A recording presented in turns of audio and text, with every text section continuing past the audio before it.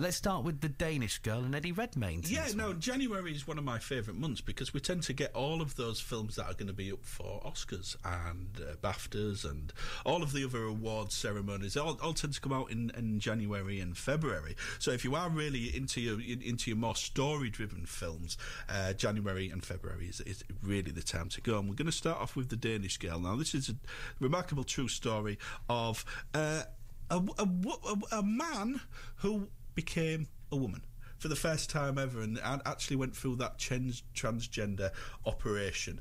And it's all about him actually coping with that, because this didn't happen now, as we're used to people going into transition. We're used to people, coming out and saying, yes, I should be a woman and things like that. This happened in the 1930s, and it was all about that stigma and everything behind it, and people accepting who he and then became she, who actually she was. And we've got a little bit of a clip.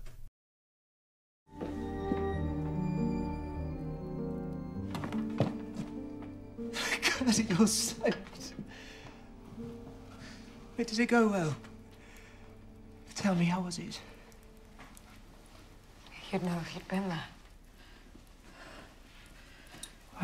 I made us a supper.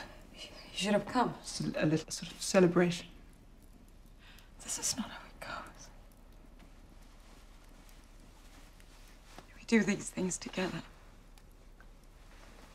That was you and I now. Stop playing that stupid game. Please, Gerda. Don't you think this is a game? You should have been there. How could I? Look at me. Not everything is about you.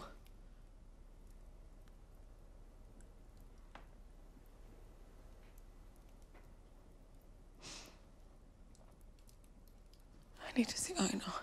Let me help, please. I need my husband. Can you get him? I can't. I need to talk to my husband. I need to hold my husband. I need him. God, you just get him.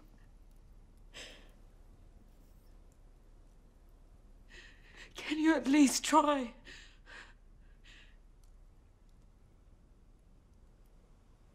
I'm sorry.